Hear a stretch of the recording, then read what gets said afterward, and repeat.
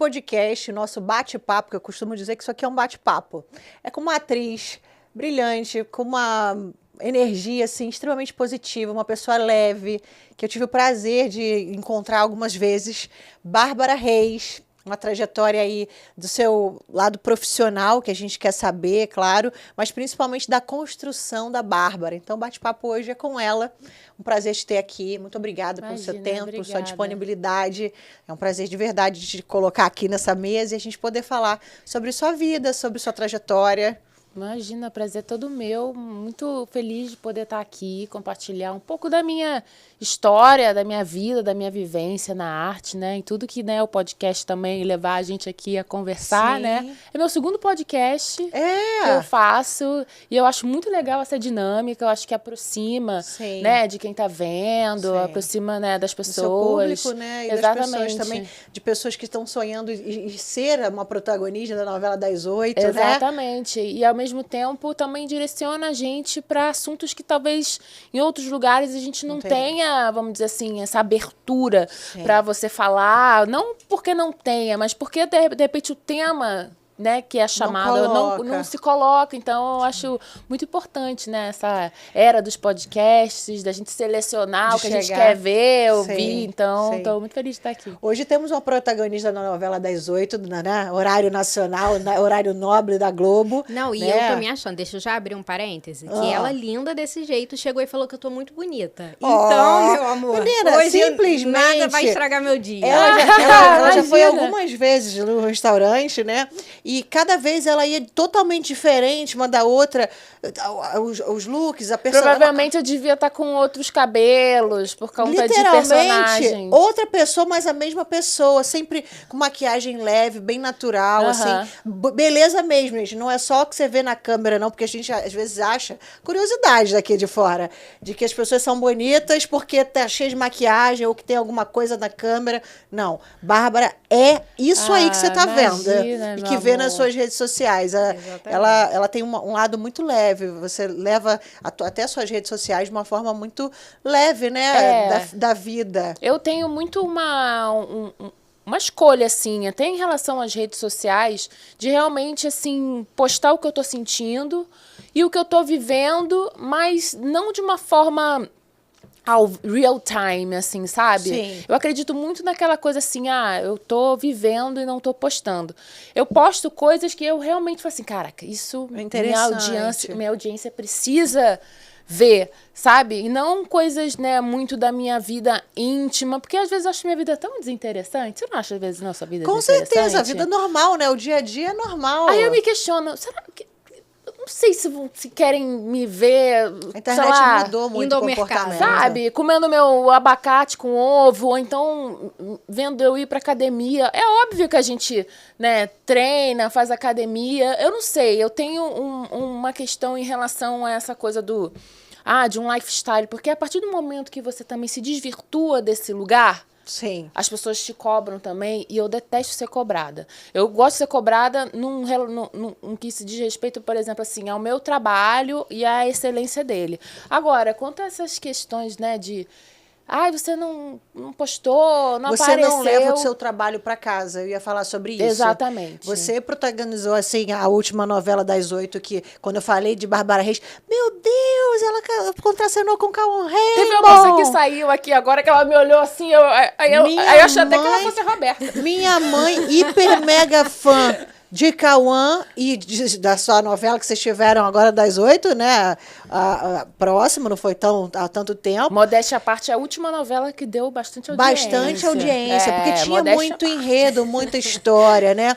Mas não falando sobre isso, você foi protagonista de uma novela das 8, horário nobre, com uma audiência maravilhosa, e as pessoas te conhecem não só dessa, mas falei de algo recente e que é visível e acessível para todos.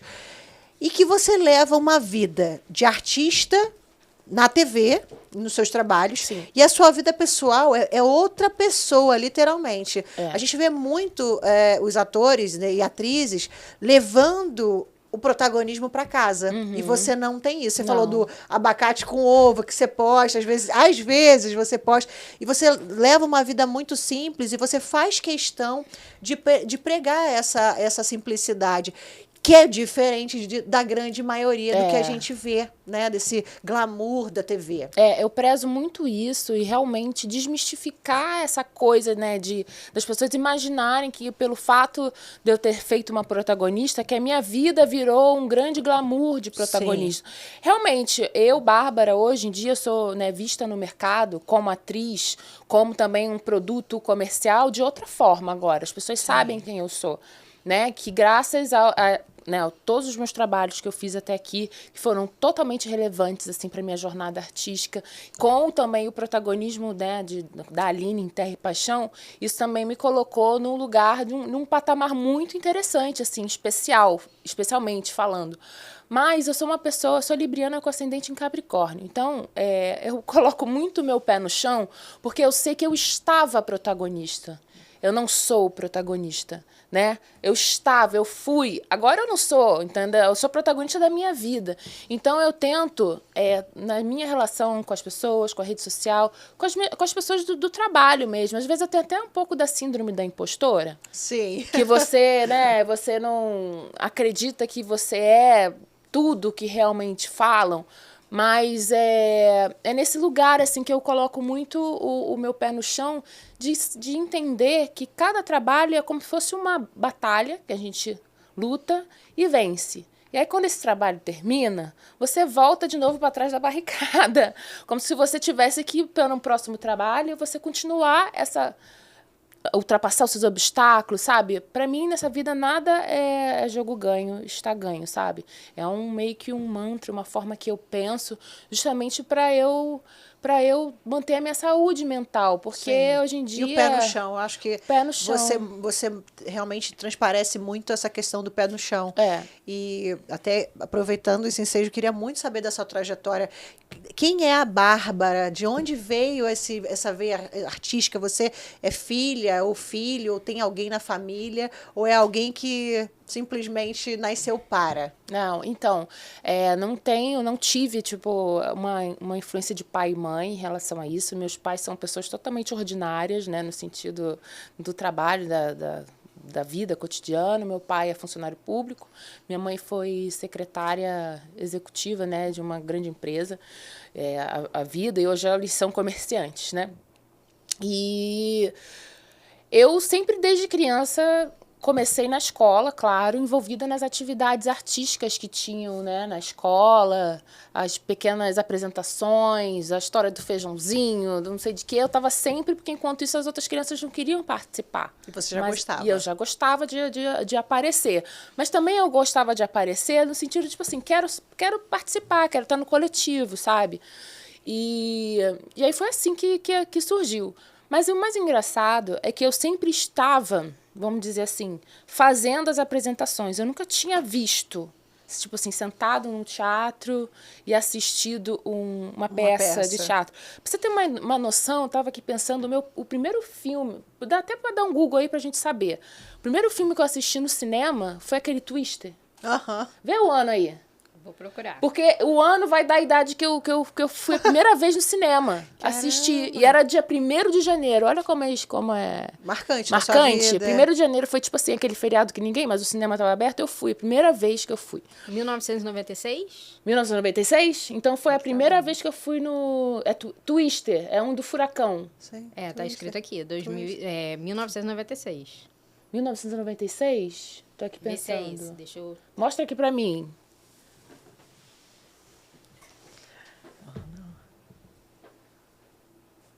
Esse mesmo. 1996. Esse mesmo. Foi o primeiro filme que eu vi no cinema. Fazendo as contas rapidamente, eu tinha 8 anos. Alguma coisa assim. E aí, imagina, para uma criança, de tantos filmes da Disney aí, tanto que eu não tenho na minha memória, assim, o que você gosta da Disney? Não tenho referência de Sempre Disney. foi ação, essas coisas mais marcantes? Não diz respeito a isso. O que eu quero te dizer é sobre o fato de eu estar fazendo a arte, mas eu nunca tinha sido incluída na arte pelo meu pai e pela minha mãe, por exemplo. Entendi. Nunca tinha visto, nunca tinha... Vou levar a Bárbara para ver um filme. Não tinha. Então, assim, e nem no teatro, eles não me levavam para teatro. Não tinha esse incentivo. Não tinha. Não tinha nesse lugar. Mas eu fazia teatro. Não era nem por mal, era pelo estilo coisa de vida. Exatamente. E eu fiz teatro na escola e depois, com 12 anos, eu assisti uma peça que a minha irmã fazia em escola de teatro, né? E eu fiquei encantada com aquela peça, porque eu via minha irmã totalmente diferente do que ela é.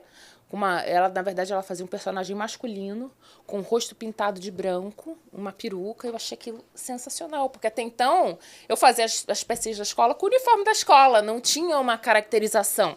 E como eu nunca tinha visto teatro, aquela foi minha primeira vez, eu tinha 12 anos, eu fiquei impactadíssima com aquilo. E para piorar a situação, como era uma escola, tinha uma cena que uma das atrizes entrava com o seio aparecendo. E eu ali, uma criança de 12 anos. Sim.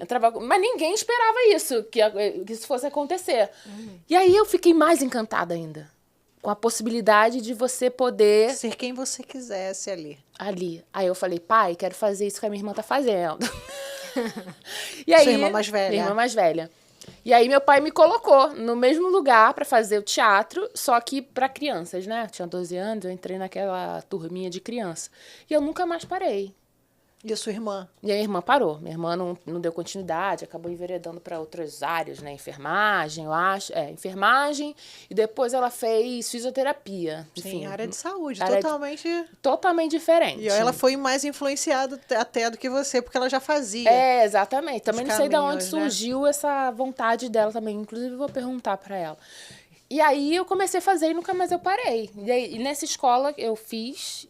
dos meus 12 até a formação. Eu fui fazendo os cursos livres, né? Que variam ali entre 3 meses a 4 meses de duração, até chegar aos meus 18 e comecei a fazer o profissionalizante.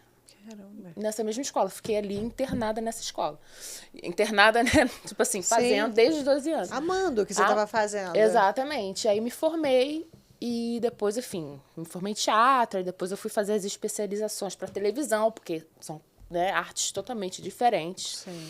E aí comecei a tentar os testes, conseguir os testes e tal. Não vou dizer que...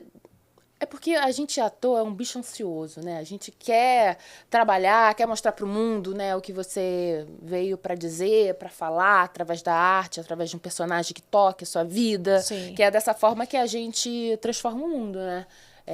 Fazendo um personagem que, ao você assistir, você se reconheça e se identifique, né? Com a história, com o contexto. Exatamente. Te ajude de alguma forma aí, né? Só quem se identifica que vai saber como que isso pode ajudar, né? E também, né? Enfim, a gente é artista, a gente também não aceita muitas coisas como elas são. A gente quer sempre mudar alguma coisa.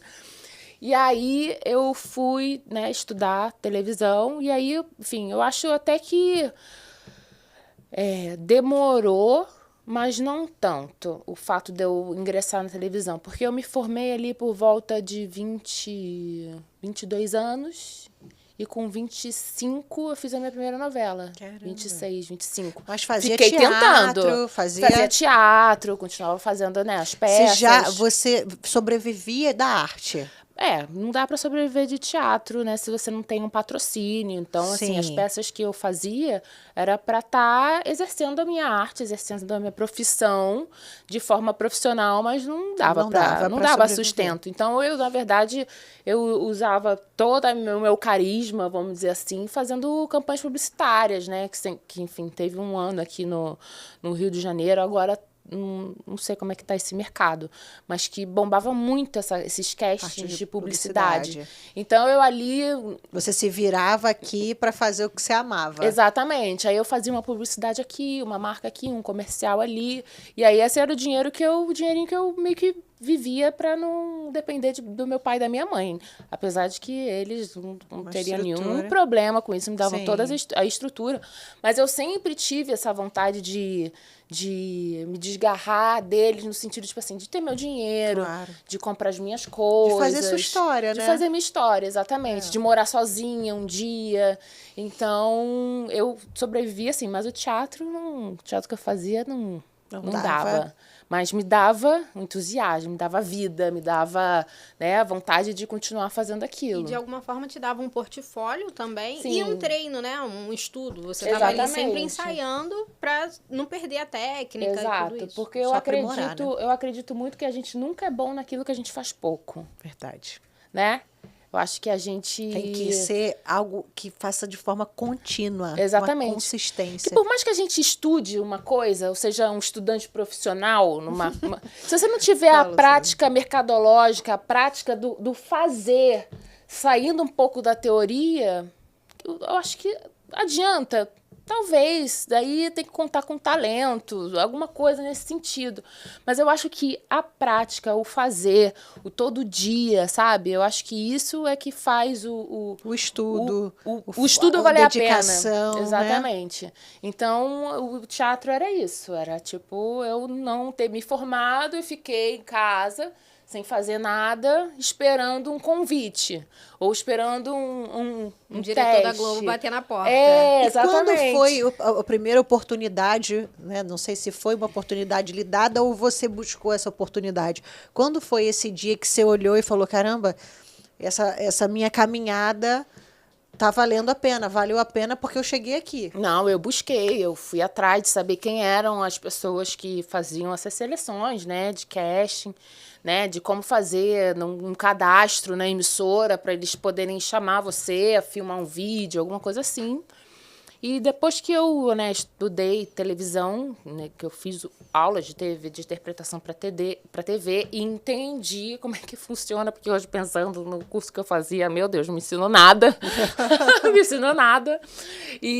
Mas eu acreditava que sim, né? Agora eu estou pronta, prontíssima. Só que não. Só que aí eu fiz um vídeo de apresentação, né, que é esse monólogos que falam, né, videobooks. E aí, com uma cena, e mandei para esse produtor de elenco, que fazia Lauro Macedo. Eu sou muito grata a ele, inclusive, porque foi essa primeira porta de entrada. Primeira porta aberta. Exatamente. Me recebeu muito bem, tenho um carinho imenso por ele, e ele tem uma importância muito grande, assim, na minha trajetória. Muito grata. Beijo, Lauro. E aí, ele viu meu vídeo e falou assim, adorei. Faz esse agora. E me deu um outro texto para eu gravar um outro texto escolhido por ele. Aí eu fui lá toda profissional, paguei uma pessoa para filmar, né, para ter um material legal, né, uma direção de ator. Eu fiz tudo esse investimento, tá? E aí mandei para ele adorei. Beleza, gostou. Aí passou um tempo assim, eu fui chamada para um teste de elenco mesmo, para uma participação numa série. E não passei nesse teste, mas eu fui tão bem no teste que me chamaram para compor um elenco de apoio dessa série. Que seria um contrato de 5, 6 meses, eu acho, que eu estaria ali como se fosse uma figuração premium. Sim. Só que eles precisavam de atores, porque eles queriam reações reais, que se pudesse falar um texto, a gente pode falar, porque figurante não pode dar texto, né? Sim. Então, eles queriam esse elenco ali que tivesse ali o tempo inteiro à disposição. E aí eu fiz esse trabalho. E foi meu primeiro, né, contrato lá como elenco de apoio. E logo depois desse trabalho, eu Foi na Globo? Foi na Globo. Já na Globo. Já na Globo. E já é um aprendizado também, Total. né? Você tá ali assistindo, você já está ali, né? Quem não é visto não Exatamente. é lembrado. E eu tive algumas oportunidades dentro dessa série, assim, sabe? De poder ter uma cena, de poder... Ter uma fala. Ter uma fala, eu tive. E aí, depois desse trabalho, eu fui chamada para fazer uma novela, que é O Velho Chico, do mesmo diretor dessa série, que por conta dessas oportunidades que ele me deu, maravilhosa, exatamente. Ele me deu essa oportunidade, ele me chamou para fazer a novela e ele me explicou, falou que geralmente eu faço esse elenco de apoio com atores porque eu gosto de lançar pessoas e ali você se destacou, então eu quero te dar essa oportunidade. Aí ele me deu uma personagem na novela Velho Chico, que foi a Doninha, da primeira fase, vou ter uma oportunidade, mas nem tanto. Sim, mas foi uma oportunidade. Óbvio, 18 capítulos, Chico, imagina, né? Foi incrível, foi incrível fazer essa novela. Mas assim, claro, né, me cobrei muito, porque era a minha primeira novela, e o fato dele ter me dito que confiou no meu trabalho e me deu essa oportunidade. Então, eu sabia que eu tinha que acertar. Uma responsabilidade. Eu sabia que eu não podia errar. Eu sabia que era a minha primeira oportunidade, que talvez se eu não fosse bem, eu poderia ficar totalmente apagada na história, nunca mais fazer nada. E eu sofri muito, assim, sabe? Não foi um processo fácil. Pressão. Não foi um processo fácil. Pressão foi dolorido. Você com você mesmo. Eu comigo mesma. Foi dolorido demais, assim. Ali eu vi que realmente nós somos os nossos próprios degradadores, assim. Opressores de tudo, assim. Eu tive um estresse gigantesco. Eu engordava, emagrecia, eu comia, não comia, meu cabelo caiu todo. Foi um processo muito dolorido, assim, sabe? E eu falava, nada que eu tô fazendo tá bom, nada que tá fazendo tá bom. Eu me coloquei num lugar, assim, muito... Mas foi tão bom que você mesmo, tá aí. Você depreciava. Me depreciava total. Exatamente. E aí, depois que passou esse processo, que foi ótimo, inclusive, eu adorava, tudo que eu assisti eu adorava. Olha que loucura, né? Que a gente eu gosto de me assistir, tá? Eu adoro me assistir, não perco um capítulo, nada que eu faço. Tem ator que não gosta. Tem ator que não gosta. Faz e não quer aparecer, não quer ver. Valendo, foi. Exatamente. Você gosta. De se analisar, de se cobrar mais ou para realmente ver o que você pode melhorar? Eu me analiso nesse lugar. Putz, nessa cena não estava bem. O que eu posso fazer melhorar? No próximo. Já passou, foi embora. É uma análise, não é nada tipo, não é mais nesse lugar. Sim. E aí depois que dessa novela que eu fui fazer uma outra, que também... você se cobrou, enlouqueceu internamente, mas quando viu o resultado, gostou? Na outra que eu fui chamada para fazer também, que era Os Dias Eram Assim, em 2017, eu falei, eu nunca mais quero passar esse processo. Não precisa desse sofrimento. E aí fui tão leve. E é como eu levo agora. Hoje em dia os meus trabalhos, porque... É isso, eu acho que a gente tem que confiar no trabalho que você apresenta e aproveitar o processo da caminhada, que é o mais gostoso, que é o processo, que é quando você está descobrindo um personagem, você está construindo o personagem. Gravar o personagem é só resultado daquilo que você praticou na sua... preparação de elenco, um texto que você bateu, tal. Então, depois disso, eu nunca mais tive um processo dolorido, igual como foi essa minha primeira novela. Mas foi preciso, então, né? Exatamente. Esse momento, esse lugar que você se colocou de autocobrança, te trouxe até aqui. Exatamente. É algo que a gente, às vezes, pensa, passa por coisas ou sente coisas e se cobra de um jeito e que futuramente aquilo vai ter um lugar. E eu acho que teve um lugar, porque essa cobrança sua te trouxe até hoje. Exatamente. Nessa sua trajetória, até para as pessoas hoje que estão buscando um lugar como você, teve muitos êxitos, você teve oportunidades que você buscou. Não foi algo que te chegou, né? Você não teve essa facilidade. Você não é filha de ator, como você disse. Você não tem ninguém na sua família. Foi algo que você buscou na escola, no estudo. Nenhum padrinho. Nenhum padrinho, nenhum nada. E isso é muito bacana, interessante de ver. Então, falando sobre essa questão da sua trajetória e sobre até esse seu lado muito humano, que eu já tive muito contato com artistas, com cantores, as pessoas desse mundo artístico, eu acho que acaba trazendo o personagem ou aquilo que eles vivenciam para a vida pessoal. E você não. De fato, a gente consegue ver a personagem, né, a Aline ou as outras que você já fez e vai fazer, e consegue ver a Bárbara. Acho que você tira muito o personagem. Mas focando em questão da sua trajetória, que você veio falando até aqui, para outras pessoas que estão começando agora, acho que a gente está num momento hoje da internet, né, de uma forma tão acessível e que meio que está trazendo os influencers para a questão dos artistas, meio que também ganhando esse espaço. Mas para as pessoas que estão estudando, que o sonho é ser artista, de aparecer numa novela, né, de dar o corpo a um personagem para inspirar outras pessoas, de ajudar, como você disse, o seu trabalho ajuda pessoas, né, a se identificarem. Qual a dica que você dá, olhando para a Bárbara lá de trás, né, o que fez você não desistir? Como diz Fernanda Montenegro, você que quer ser ator, desistam. Mas olha, eu não acho ruim não, tá? Essa coisa do influenciador migrar para um trabalho na televisão. Até porque muitos deles são atores e usaram a ferramenta da internet. Por exemplo, bom, já que eu não tenho uma oportunidade na televisão, eu vou fazer o meu próprio canal aqui na rede social, porque nada mais é do que o seu próprio canal. Você é o CEO do seu canal. Você é o Silvio Santos do seu canal. Sim. Então, assim, eu não acho isso um problema, como, né, tem uma galera que acha, porque é como se os influenciadores estivessem roubando o espaço. Eu sou muito do lugar que cada um tem sua oportunidade, né?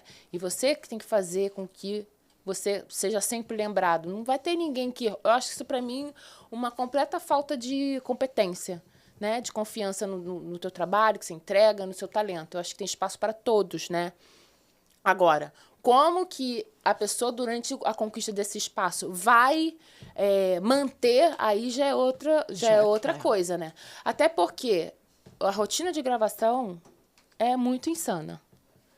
Quando você é um influenciador, eu acredito que seja insano também, né? Porque a gente também faz as nossas, né, publicidades e a gente vê o quanto essa gravação, quando depende de você para fazer, o quanto de trabalho que isso... Dedicação, né? Dedicação isso gera.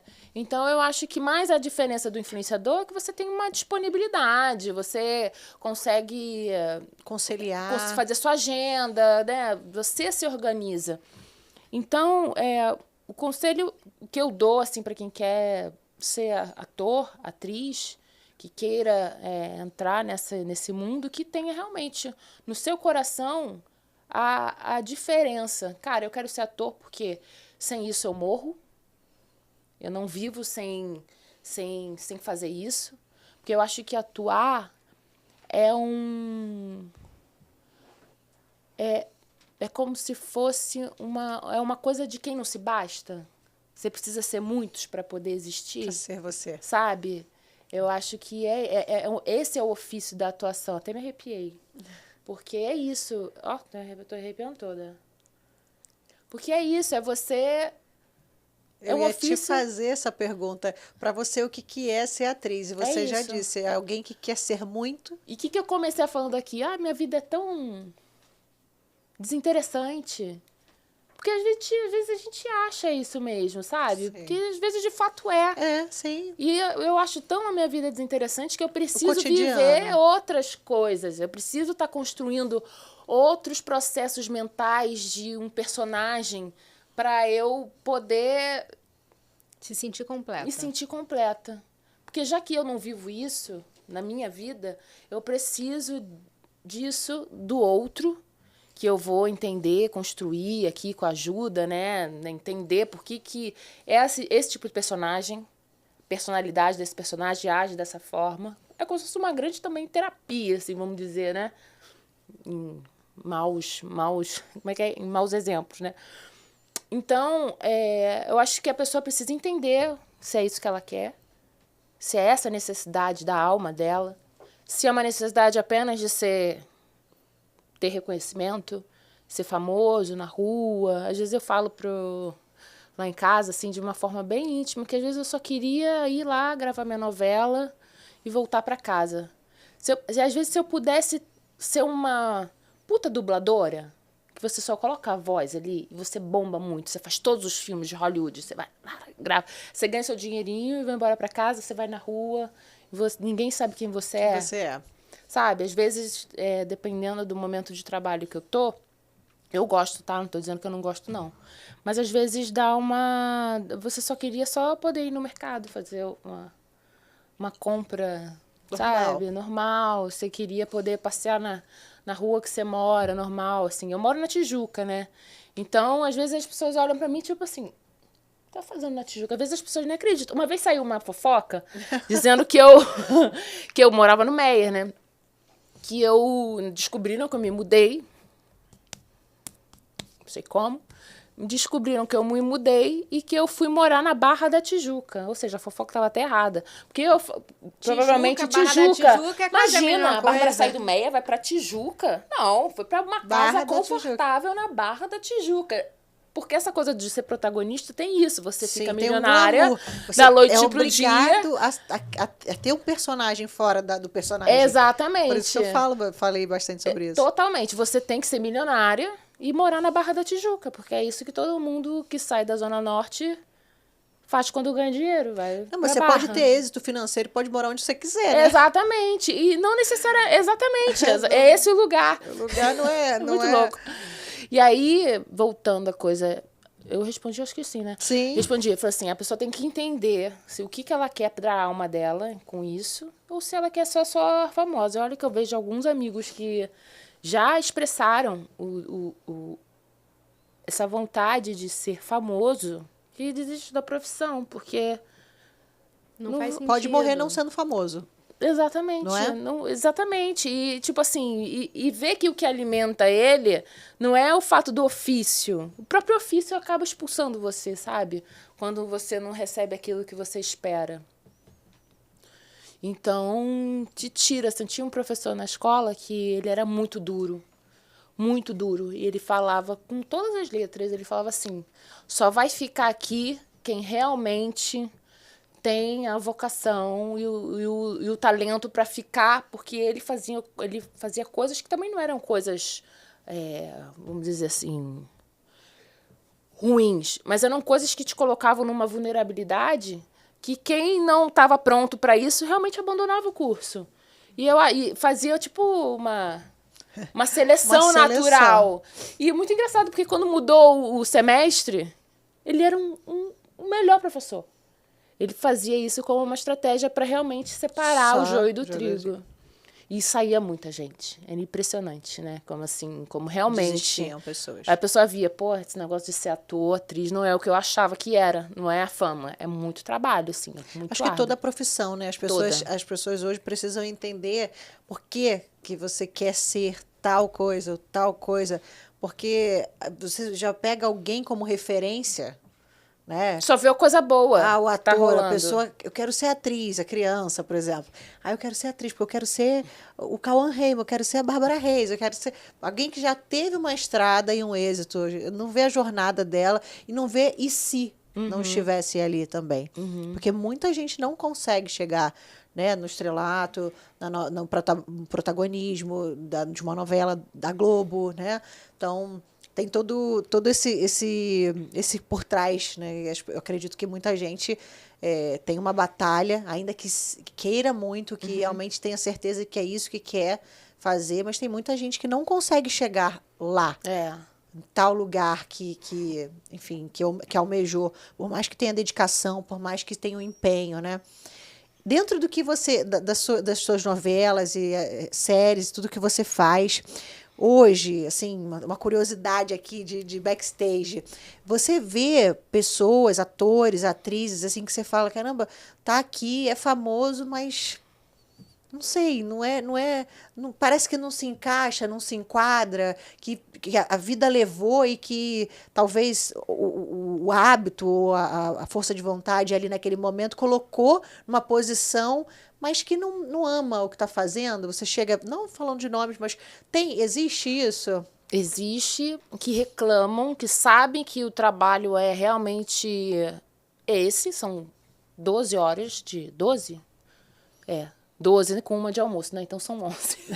11 horas de trabalho né, e uma de almoço, que você fica ali preso, assim, eu, como protagonista, eu chegava no primeiro horário e saía no último. Então, às vezes, o que... Não, acho que eu estou exagerando, não é no 12, não, é 9. Calma, querida, calma. Mas são bastante tempo. Tinha dia que passava do tem dia que... tem externa, tem noturna, não tem umas coisas assim? Tem essa coisa, não, eu tô... Antigamente que era 12, que não tinha até, eu tô aqui, porque eu era da época antiga também. Agora eu tô na época nova. E aí são 9 horas. 9 horas, porque se pega uma, acaba 9, é isso. Sim. Eu tô aqui, tava desde o início, às vezes começava 1 da tarde, acaba 9. Corrigindo, 9 horas de trabalho. O que é mais do que uma CLT, por exemplo. Ou de uma pessoa que tem seu próprio horário. Seu próprio horário. Por exemplo, você que trabalhava em restaurante, você trabalhava 8 horas, você trabalhava muito mais. Porque você tinha que ver o peixe, a compra, não sei o quê. Você já estava sempre trabalhando. 7 da manhã, 6 horas da manhã para receber o peixe, 2 horas da manhã, 3 horas quando tinham eventos e finalizava. Ou seja, dorme que horas? Exatamente. E o ator... E fora as outras coisas, né, que a gente faz. Você também, né? Exatamente. E o ator trabalha de 1 às 9 no estúdio. E quando chega em casa, você tem um texto do outro dia para decorar. Ou seja... Não para de trabalhar. Você não para de trabalhar nunca. E tem os trabalhos paralelos ligados àquele trabalho. Você está numa novela, você tem um programa para ir, várias você coisas, tem uma participação, né? Né? Que são os plus, né? Que te ajudam a dar uma impulsionada na sua marca, vamos dizer assim, na sua pessoa física, né? Sim. Que eu nem chamo de pessoa física, eu chamo de pessoa jurídica. É tudo a mesma porque coisa. É tudo a mesma coisa. Então eu via muito... essas pessoas sabendo que estão ali e reclamando da oportunidade. E pessoas até que estão começando agora, inclusive. Sabe? Pessoas que... a primeira novela, mas acaba se contaminando. Se colocando num lugar de superioridade. Se contaminando com a energia da reclamação. Eu vejo muito isso, a energia da reclamação no ambiente de gravação, de set, sabe? Tem muito Vê esse isso nas lugar. pessoas mais jovens, principalmente? Mais jovens? Uma geração pessoas... meio mimimi, meio tudo... Ai, já queria chegar aqui famosa e tá tudo pronto. Exatamente. Tem isso não também. Quero correr os mais o velhos caminho. Também porque já fizeram muito, assim, sabe? Mas eu tentava não me contaminar. Me contaminar com isso, assim, de que o meio contamina, tem né? coisas que positivamente e negativamente. Exatamente. Também. Mas eu via muito esses movimentos, assim, da patota que reclama do horário e sabe que isso está incluído no trabalho, entendeu? E aceitou lá na hora de assinar o contrato, sabia que era isso que ia acontecer, entendeu? Mas não sei o que acontece. Eu não sei se é uma falta de gratidão. E você falou sobre... Você tem satisfação com o personagem, porque tudo isso também... não se identificou com o personagem que recebeu, né? Não sobre isso, mas sobre, talvez, o fato desse personagem não ter sido aquilo que ele teve expectativa que fosse. Sabe? Eu não sei, assim, do que... Talvez traga uma carga emocional também que a pessoa não tivesse preparada. Talvez, também, exatamente. É um conjunto de coisas, né? Acho que como toda profissão, mas ali, eu acho que quando você grava uma novela e tem um para-quê, um diretor, uma caracterização, é toda uma disposição e disponibilidade que você tem que se colocar, né? E olha que eu já trabalhei, já fiz a... Deixa eu contar aqui. Já perdi. 1, 2, 3, 4, 5, 6. Acho que 6 novelas. Uma série, 2 séries, 1 filme, 2 filmes. Então, assim, já tem uma mão completa de trabalhos. E desses trabalhos todos que eu fiz, olha o que tem de pessoas que reclamam. E você vendo isso, né? Porque você veio crescendo e você teve uma oportunidade por merecimento, né? Você olha, e você falou sobre patota, porque fala-se muito sobre isso aqui. A gente vê, não, porque tem a patota, mas ninguém fala o quê, nem porquê, mas o que conhece, ou que foi indicado, o que está sempre na novela de tal diretor. E você vê isso, você realmente sente que às vezes tem, de fato, essas patotas, e você vê que tem uma diferenciação de tratamento, ou isso é mito? Não, existe, né? Mas, assim, patota, panela é bom para quem tá dentro, né? Sim. E, assim, eu até entendo a questão da patota, mas também entendo a questão da diversidade, né? Que precisa, né, dar um coisa. Mas é isso. Por exemplo, vou dar um exemplo do seu restaurante. Você tem lá o cara que você compra o seu peixe. Você sabe que aquele cara vai te entregar o peixe fresco, o peixe que todo mundo gosta, o peixe... Enfim, 1000 qualidades do peixe. Aí você troca um dia esse peixe por outro. Aí você, putz, não é bom. Aí você sabe o quê? Que o outro peixeiro primeiro, você vai encontrar tudo que você quer. Então, a questão dessas panelas é isso. Tipo, por exemplo, um diretor que, trabalha... Já tá acostumado com aquela... Tá acostumado, sabe que aquele pessoal vai entregar. E aí acontece isso, entendeu? Essa questão dessas... Dos queridos. Dos queridos, mas entendeu? Queridos porque, de fato, deram certo no que fizeram. Exatamente. Com ele, na harmonia de trabalho. Tudo isso conta, sabe? Claro. Se o ator é dirigível, se não é. De dia que eu falo assim, pô, eu quero que você faça tal coisa na cena, né? E às vezes a pessoa não entende. Engessado. Ou não entende, ou então não ouve, não tá aberto pra visão de uma pessoa de fora, porque acha que o que ela faz é o correto, sabe? Assim, não, é isso que eu acho e pronto, acabou. Não tem outra opinião. Mas, assim, eu entendo a patota e também acho que fazer uma rotatividade aí nessa panela também é bom, né? Bom, óbvio que é bom, porque dá oportunidade para outras pessoas também, inclusive desse diretor, dessas pessoas, verem que tem outras pessoas também no mercado que podem entregar esse peixe tão bom quanto o outro fornecedor. Exatamente. E dentro desses personagens que você emprestou, né, que vocês falam de ceder vocês, o corpo de vocês para... Teve um que você... Colocar a serviço. Colocar a serviço. Você se identificou com algum? Tem algum que é o queridinho, que você é grata por aquele momento, por aquele personagem? Ou não? Tem. A Aline tem um espaço muito especial no meu coração, porque era uma mulher muito aguerrida, né? Era uma mulher de muita certeza do que ela queria, de uma índole ímpar, enfim, assim. Então, ela era muito honesta, tão honesta que chegava a ser... Mas como toda mocinha, né? Aquela da raiva, né? Aquelas coisas assim. Mas ela tinha uma coisa que eu não tenho, que é a impulsividade. E eu achava tão legal essas coisas de impulsividade, porque às vezes eu preciso estar muito pistola pra eu tirar assim. muito do sério pra eu agir assim. Eu sou do tipo que vai acumulando as coisas até estourar. Ela não, ela já o copo ia. não enchia, não. Exatamente, já enchia logo o copo dela. Então, ela tinha muitas coisas parecidas comigo, outras não. Então, o que eu achava bom, que eu trabalhava essas coisas também. Mas, assim, pra mim, a mais gostosa de fazer são vilãs, né? Sério? Porque vilã é Você descarrega ali toda a raiva. Tudo. Ai, que delícia. Que construção. Ai, que delícia. Faltou só aquela gargalhada interessante, agora. né? É muito bom, porque ali você consegue colocar as suas sombras. Sim. Que todos nós temos, né? Claro.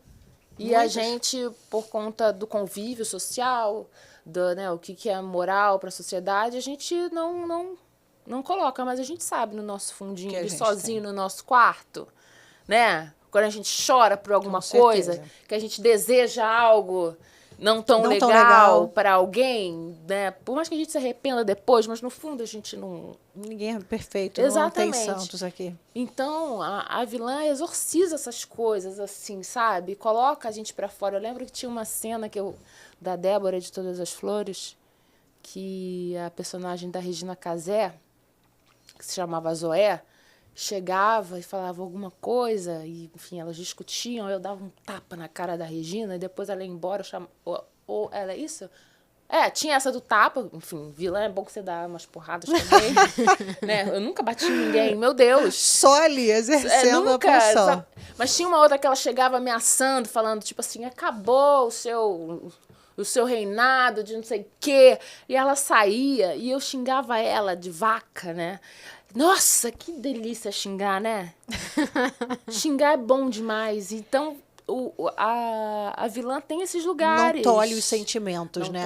Não tolhe. Elas podem ser impulsivas, elas podem chorar, elas podem gritar, elas podem ser humanas. Sim. E às vezes as mocinhas, elas não são humanas. Um pouco humanas. de Aline, mas um pouco de Débora. E às vezes as mocinhas não são humanas, porque elas são tão boas que perfeitas demais. Perfeitas demais. É impossível ter uma pessoa assim.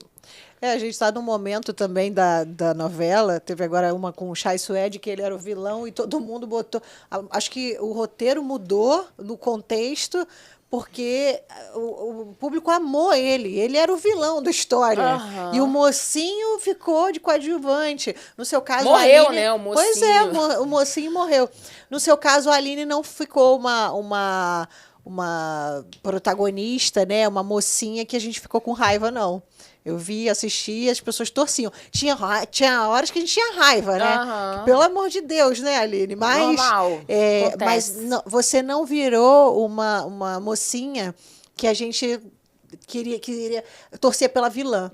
Não era. Foi uma novela realmente muito legal e que não saiu. Porque, às vezes, o ator, ele transborda tanto que ele rouba um pouco a cena. Acho que foi o que aconteceu com a história do Chay. O personagem dele deve ter criado um corpo maior. A gente que vê aqui de fora, não sei se é proposital ou não. É que tem uma coisa na dramaturgia em si, não só na linguagem novela, ou na linguagem de filme ou de série, que é uma coisa de construção de personagem, que o que pode acontecer é quando um dos personagens ele se vitimiza. E ninguém quer ver uma pessoa vitimizada na televisão. Sim. Sabe? O pessoal não tá muito afim de... Ver tristeza, que a vida já tá tão... De sentir pena. Às vezes a história da pessoa já é tão... Dura. Que só não esse precisa. fato a pessoa já se compadece, tem empatia por aquela história. Então, quando às vezes vem, né, um ator, uma atriz, que coloca esse lugar como... sente aquela dor, não sei o quê. Às vezes quem tá assistindo não tem a empatia ou aceitação, porque não quer ver isso. Aí, quais são os personagens que mais se dão bem? Os vilões.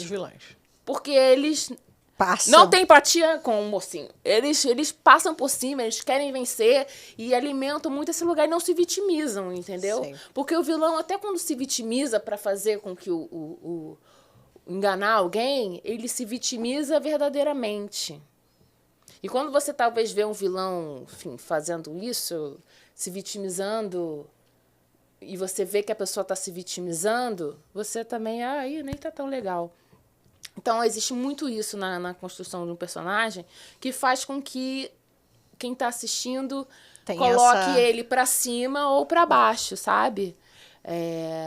São nuances muito sutis, assim, que você tem que ter muita atenção, muito cuidado, porque por mais que a novela seja um lugar maniqueísta, né? Que é bom, e Sim. O que é ruim, mal é mal,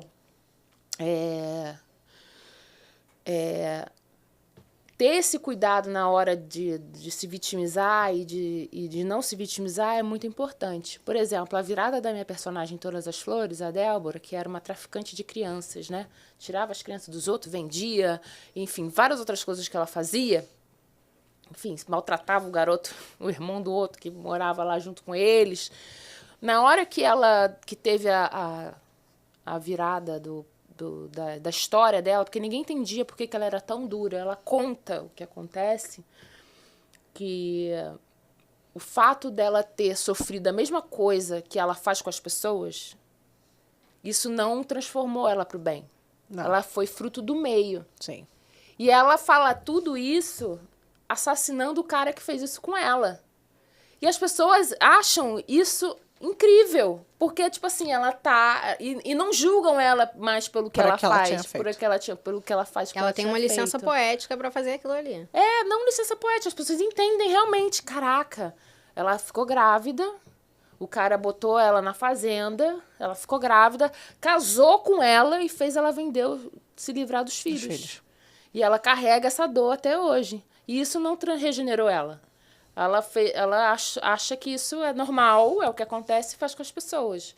E aí as pessoas entendem isso e depois de um tempo, né, que a novela passa, não sei se vocês assistiram. Sim. Assim, quem está assistindo, eu vou dar um spoiler aqui, depois você corre lá para ver.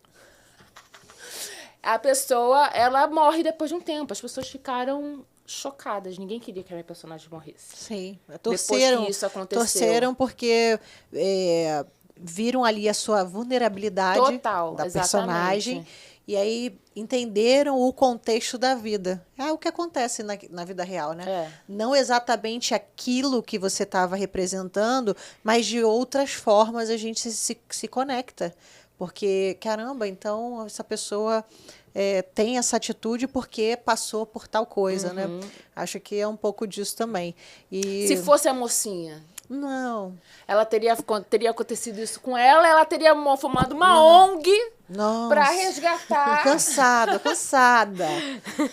Para resgatar crianças, não sei o que. E aí fica um pouco chato, a gente já tá um pouco de saco cheio. E aí o final da novela seria ela reencontrando os dois filhos, exatamente. Mas voltando e falando aqui, até da Aline, que você tava com um elenco bruto ali, né? Caramba, você tava com um baita de um elenco. E eu achei, né? Porque assisti, gostei muito, principalmente minha mãe, rever tudo que tem Cauã, ela vê e revê. Mas essa novela em especial, apesar de ter Cauã Raymond, que as pessoas falam muito tal também, como homem, né, como protagonista. Que é um grande amigo. Nossa, foi incrível trabalhar com ele. Eu achei, e todos que viram, tenho certeza que a gente comunga da mesma opinião, que o elenco era enorme e você ali como protagonista, você engoliu as pessoas, assim, não de uma forma negativa, não, mas de uma forma positiva. O seu personagem cresceu. Eu acho que você quer dizer, na palavra certa, não é nem engolir, mas eu tava em cena de igual para igual. É isso. Não, eu acho que você, de muitos momentos, você até se destacou. Levou muito da novela. Eu acho que você puxou mesmo para você. Porque quando você tem um personagem, um protagonista, homem e mulher, também tem um pouco dessa questão. Às vezes, o homem pode se destacar mais do que a mulher ali naquela cena como protagonista, por mais que seja um casal. Né? A pessoa levou mais as cenas. No seu caso, né, você estava com uma dupla de peso e fora todo o elenco de peso, com atores e artistas. Assim, Tony Ramos, Glória Pires. Você estava com um elenco bruto, assim, enorme, uma novela de peso com um elenco maravilhoso, né? Digno de muitas... Há muito tempo eu não via uma novela assim, como você disse, teve uma audiência grande, acredito que foi um diretor que escolheu a dedos todo o elenco e a história. E você não ficou aquém a todo esse elenco, muito pelo contrário. Acho que você se destacou de uma forma muito positiva e não foi aquela mocinha chatinha, sabe? Foi uma mulher guerreira que não foi nem uma vilã, porque uma mocinha do sentido mocinha. Você foi uma mulher que protagonizou ali um lugar de fala, de uma mulher que corria atrás dos seus objetivos, que estava em luta pela sua vida, pela sua terra, por tudo, pela sua sobrevivência. E acho que você trouxe um pouco isso pra gente aqui. Eu queria saber como é que foi contracenar com esse elenco assim tão, né, diverso e pesado, né? Vocês, geração mais nova, você e o Cauã, mas a gente está falando aí de Tony Ramos, de Glória Pires, né, de uma galera antiga. É aquilo, né? Eu sempre me coloco num lugar, em tudo que eu faço, no lugar de observação. Também, né, por mais que eu tenha feito outras coisas antes, também de aprendizado, porque cada trabalho é um trabalho. Diferente. Então, você também tem que entender como que aquele ambiente vai favorecer a sua dinâmica, né, o seu trabalho. Então, antes, né, de tudo começar, a gente tem preparação de elenco, até para a gente poder se entrosar entre a gente, entre os núcleos. E um diferencial do Luiz, nesse caso, o Luiz Henrique Rios, que foi o diretor de Terra e Paixão, ele colocava muitos núcleos próximos. Então, a gente, já nas preparações, a gente teve muitos encontros. Já tinha convivência. Muita convivência. E muito ensaio. Né? Muita leitura de texto. Porque quando você vai para a cena, tudo muda por causa do entorno, o figurino que você usa, a caracterização que você usa, a câmera que você tem que estar posicionada.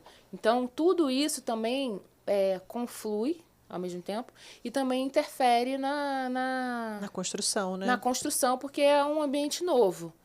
Mas a partir do momento que você já se conectou na preparação e você sabe o que você está fazendo, eu estou falando de mim, tá? Sim. Porque às vezes tem pessoas que... por isso que eu falei, a gente não é bom naquilo que a gente faz pouco. Ficam, né, tem tudo envolvido também em relação a equilíbrio emocional, tudo isso também. Mas eu tentava não me colocar num lugar, assim, para mim, tá? De menor. Porque se eu estava ali protagonizando, sendo vamos dizer assim, a mocinha daquela história, passei no teste, Eu sabia que eu tinha capacidade de estar ali, sabe? Ninguém coloca uma pessoa que não esteja apta para fazer ali, diante da crença individual de quem escolheu, sabe? Claro. Ninguém coloca uma pessoa... de repente, pode não ser para você. De repente, você me viu lá na novela, tô dando exemplo. Sim. Nossa, essa menina aí. Que é essa menina aí que eu nunca vi? Mas nada a ver. vai ter. Não gosto. Então, assim, na sua crença do seu mapa mental, você vai achar que eu não deveria estar fazendo. Mas pro diretor que viu aquele teste, que viu... É você na cabeça dele. Você se encaixou perfeitamente. Acabou, não importa a opinião. Mas eu acho que ele foi muito feliz nas escolhas das pessoas, do personagem. Muito. Então, o que eu quero dizer é que eu não me colocava nesse lugar de... Tá abaixo. Tô abaixo. O quê? É a cena com Tony Ramos. Eu vou aproveitar isso pra eu estar disputando, brigando com ele. Tinha uma cena no 4º capítulo que era uma cena gigantesca, meu Deus, 8 minutos de cena, eu acho. Alguma coisa assim, muitas páginas. 8 minutos de cena? Não, 8 minutos não. 4 minutos de cena. Se cada página tem... Cada página de texto deve ter uns 30 segundos. Então, são 12 páginas de cena, talvez? Caramba. De texto.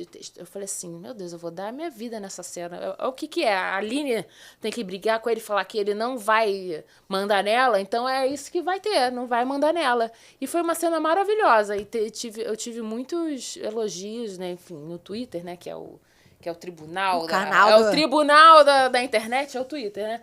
Falando assim, nossa, meu Deus, a Bárbara parece que tá... Pessoas que não tinham visto o meu trabalho. Porque é isso, a novela das 9 também... Leva você em lugares que você não foi. Por mais que eu tenha feito outras novelas antes, 6 novelas antes, sei lá, 5 novelas antes, feito série e tal, às vezes a pessoa que assiste a novela das 9 não vê as outras coisas. Sim. Ou não vê aquela novela do horário das 11, porque já tem que dormir. E aí a novela das 9 é aquele horário e assim, todo quem é essa mundo menina? Vê. Putz, caraca, que cena é essa com o Tony Ramos? Caraca, sabe? Então, pra mim, foi a primeira vez que eu tinha trabalhado com o Tony. E o Tony é uma pessoa totalmente generosa. Então, isso já deixa a gente também confortável nesse lugar, assim, sabe? Você pergunta, ele sabe tudo de posicionamento de câmera. E até hoje eu não sei, tá? Receptivo. Me posicionar pra câmera. Até hoje eu não sei. Assim, aqui... Porque tem umas coisas que eles falam que... os truques. Pulou o eixo. Não sei o que é isso. Pulou o eixo. Então, onde eu me posiciono? Aqui. Então, tá bom. E agora eu já tinha trabalhado em Éramos 6.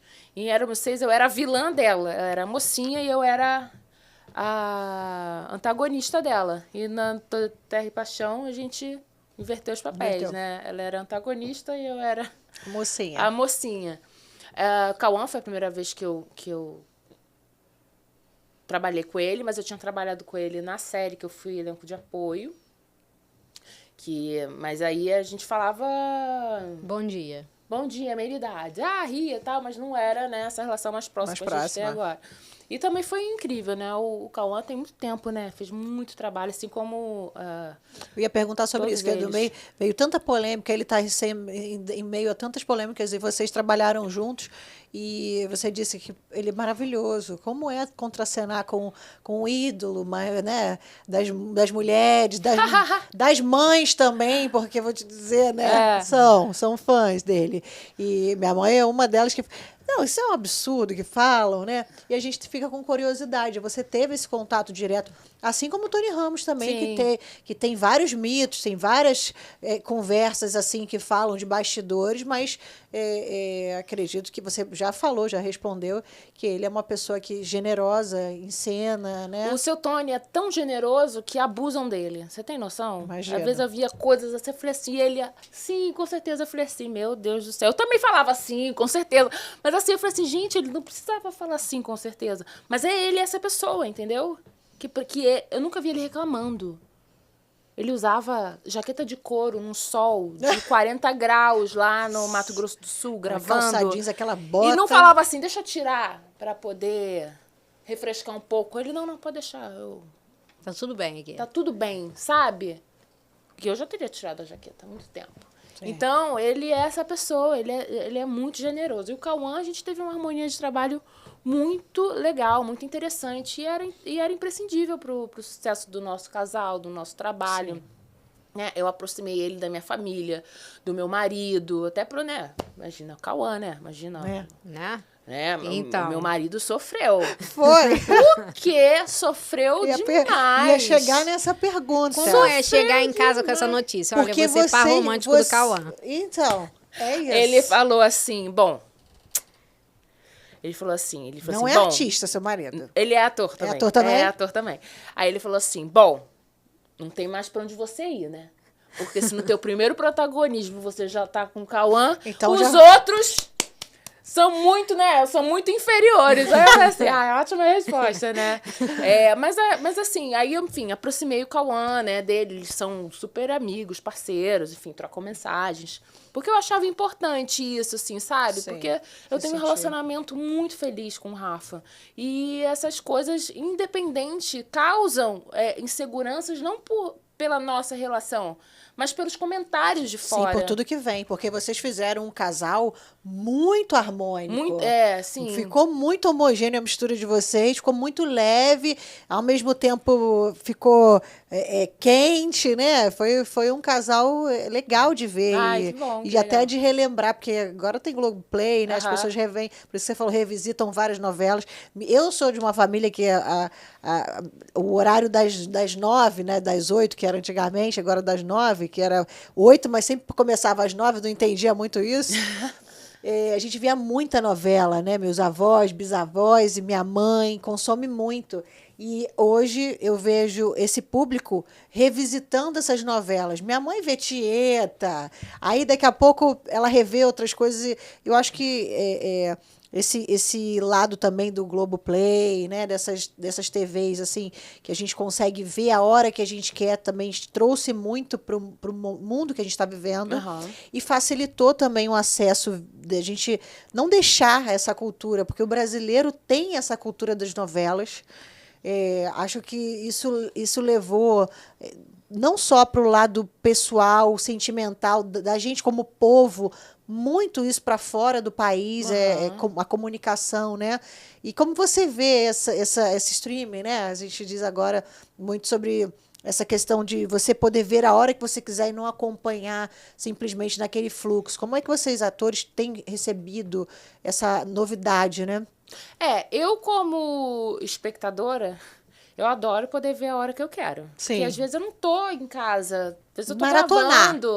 Às vezes eu tô gravando, eu não tô ali, né, on time pra ver o que tá passando na hora. Mas eu confesso que eu gosto de ver na hora, assim, também. Quando eu tenho oportunidade de ver o quentinho da novidade, não saber no outro dia, porque eu vi no site de capítulos, fulana Maria de Fátima perde tudo. Aí eu, meu Deus, não assisti. Aí eu já nem vejo mais, porque eu já vi que perdeu tudo. Que perdeu tudo. Aí eu vou ver o próximo capítulo. Que se você quer acompanhar alguma coisa, não pode estar antenado ao Instagram, nada de notícias. Mas o bom desse formato agora é que tem para todo tipo. Sim. Tem para você que tá atolado e só vai ver acumular os 5 para maratonar no final de semana. E quem é ali do sofá que começa assistindo ali, né? No caso, antigamente assim, minha tia, a gente tinha avó, assim, não, mãe. Hoje é o último capítulo da novela, não vou sair de casa por nada. Exatamente. Assim, que às vezes a nossa tia, nossa avó senta ali na frente da televisão 5h30. E aí vê a novela 5h30 até a novela das 9. Lá em casa, eu começava na Malhação e só terminava na série que tava passando. Também é legal, imagina, olha que disponibilidade, gente. Na adolescência, meus avós eram exatamente isso. Eu via Malhação, daí eles sentavam a novela das 6, o jornal, e iam até a novela das 9. E depois ainda botavam, na época de Hebe, ainda tinha Jô, e é uma coisa assim... A TV aproxima muito ainda, né? A família, as pessoas em volta, em torno daquele sofá. Eu acho que a TV tem uma missão positiva demais e que a gente não pode deixar perder, né? Não pode deixar virar banalidade. Só vou ver quando der. Tem novelas que eu vi esse Eita Mundo do Bom, estava gestante, estava com com Maria, tinha acabado de nascer, eu tenho uma filha de 1 ano, e eu tava vendo Eita Mundo Bom e acompanhando dentro daquele horário que nunca conseguiria ver na vida. 6 horas, 6h30, sei lá. Aquilo pra mim, cara, que relaxamento, né? Que momento. E a novela tem isso. A novela das 6 tem um objetivo. Tem. A das 7 tem outro, a das 8 tem outro, que é a das 9, né? Então, acaba transicionando tudo isso. Bom, Bárbara, eu queria também que você desse, assim, um release ali rápido da sua vida, do seu início da vida de criança, do seu olhar até aqui, olhar para trás, assim, a Bárbara de 9 anos de idade. O que você diria para ela hoje? Ai, gente, com certeza. A minha Babizinha, de 9 anos, eu acho que ela um dia sonhou, viu, assim, sabe? Porque desde criança eu queria ser atriz. Então, ela via esse lugar conquistado, mas eu acho que de uma forma mais simples. Mais simples que eu digo assim, não como é hoje pra mim. Porque eu acho que hoje o que eu sou é muito melhor do que quando a Bárbara... Do que quando eu pensei. Muito mais também por conta da representatividade. Eu não tinha referências, assim, sabe? Eu não vou te dizer que a minha ídola era a Xuxa. Eu não me via representada naquilo. Eu olhava até as Paquitas, eu não me via representada. Xuxa não fez parte da minha, sabe, da minha construção como criança, como adolescente. Mas eu posso te dizer que a Angélica, sim. Porque a Angélica tinha uma série. Fada Bela, Caça-Talentos. E ela atuava como atriz. E isso me aproximava da Angélica. Te representava. Né? Me representava pela minha paixão, que é a atuação. Então, eu não me via muito um lugar possível, inclusive de ser protagonista um dia, assim. Acho que eu nunca... A gente fica com uma vontade, será? Mas eu não sei se em algum lugar no meu coração eu sabia, eu vou ser. Que tem diferença, né? Eu vou ser. E eu sabia que eu tinha certeza, assim, que eu falava assim, eu vou trabalhar. Aí eu já um pouco mais adolescente, né? Já passei da menina dos 9. Aí adolescente eu pensava assim, tanta novela, né, gente? 6, 7, 8. Vou conseguir não alguma tem coisa. como eu não entrar, não fazer alguma coisa. Vou conseguir fazer sim. Só que na minha cabeça eu só ia conseguir entrar em papéis estereotipados. Ou a menina que, né, que mora no morro, ou a menina funkeira, né? Você nem fez, né? Nem fiz. Olha que loucura. A gente tem uma ideia nossa, né? Mas eu tentava pensar nisso nos lugares em que uma mulher uma adolescente como eu, né, negra, do Zona Norte, do Meia, poderia se encaixar dentro do perfil. Era onde eu convivia. Sim. Né? Eu jamais poderia imaginar que eu pudesse fazer uma mulher rica, alguma coisa assim. Eu tentava me enquadrar onde eu via que o audiovisual nos colocava. Você achava que ia caber. Exatamente. Que é onde eles nos colocavam, né? Como a empregada, como, né? Como isso. Então, olhar toda essa, né? A Bárbara adolescente, a Bárbara criança, imaginar hoje. Nossa, eu tô muito melhor de onde eu pudesse sonhar, onde eu estaria, assim, sabe? Imagina, casada, eu nunca imaginei que eu fosse casar. Que eu tinha essa questão, assim, quando eu era criança. Gente, como é que faz para namorar? Como é que eu consigo... Olha só a criança, né? Porque eu sofri um racismo com um menino que eu gostava quando eu era criança. Ele falou assim, não, você não pode gostar de mim, você é preta, você não pode gostar de mim. Ele era um menino branco, né? Então eu falava assim, gente, como é que isso acontece? De duas pessoas se gostarem. Coincidir das duas se gostarem. Isso foi uma questão minha, assim, quando eu era criança, sabe? Porque eu era uma menina que tinha essa coisa de ter um namoradinho, sabe? E pequena, tá? Eu era bem saidinha. E aí, imagina, hoje, assim, eu nem imaginava um dia casar. Enfim, casada, super bem casada. Nossa, beijo, meu amor, te amo muito.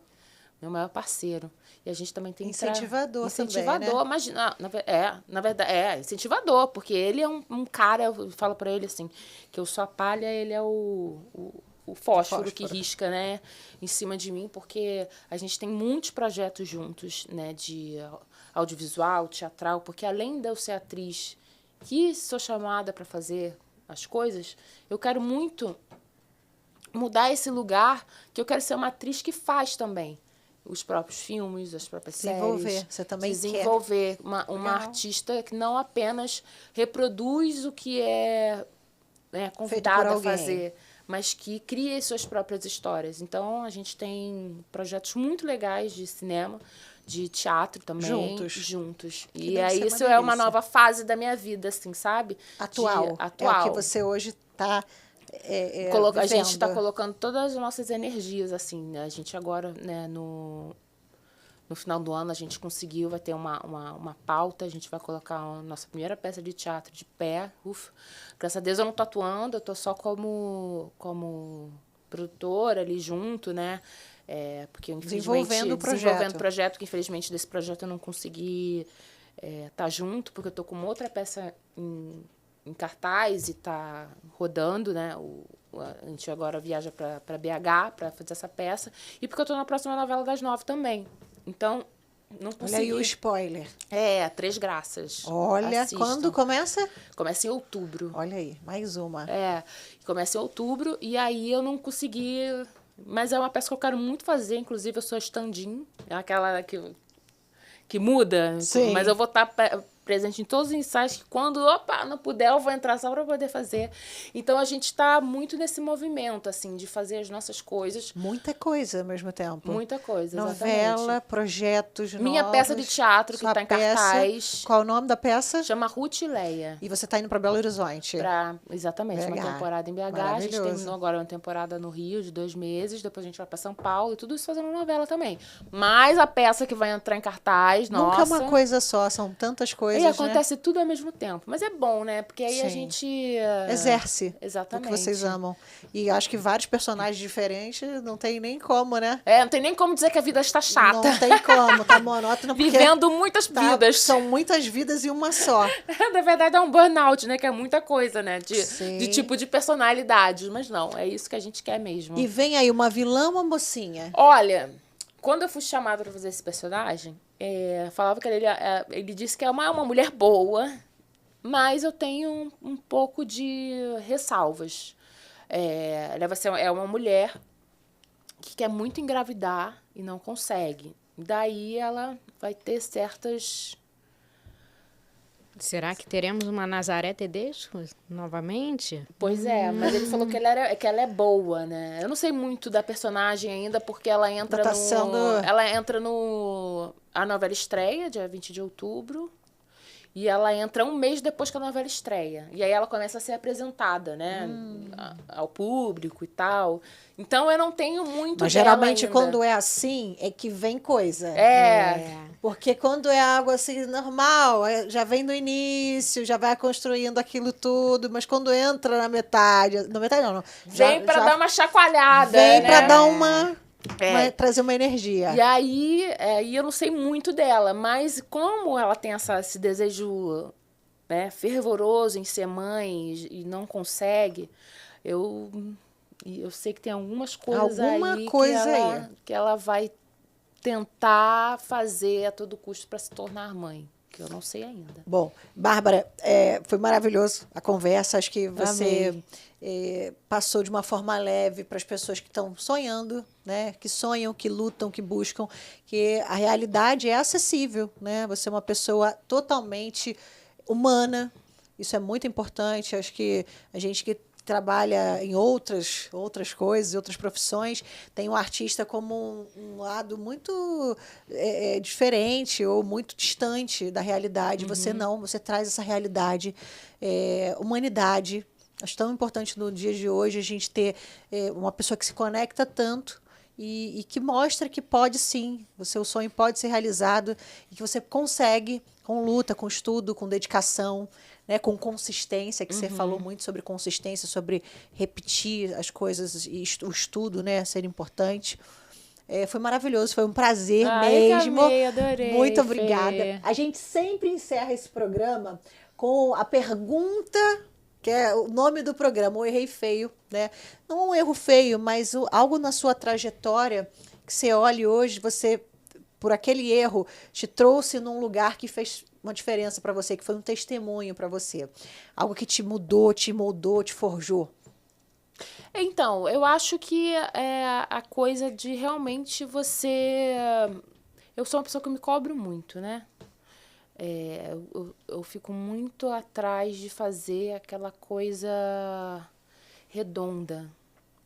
E eu aprendi na dor que isso não funciona. Essa cobrança. Porque o que você é, já é. Já é aquilo, entendeu? Você não precisa ficar... Às vezes é uma coisa só da nossa cabeça. Então, eu aprendi na dor que essa cobrança, que é importante também para a gente não fazer a coisa de forma relaxada. Sim. Mas aquela super cobrança que dói, e eu passei por isso, eu acho que a gente não precisa disso, sabe? Eu acho que dá para levar os processos, amar os processos de forma verdadeira, amando e não doendo, assim, sabe? Porque dizer, porque quando dói é bom. Não, não é bom. Não é bom. Então, eu acho que o que eu errei foi em ter me cobrado demais em um certo momento, e hoje eu não faço mais isso. E ter entendido que a dor que isso causou não foi bom para minha saúde.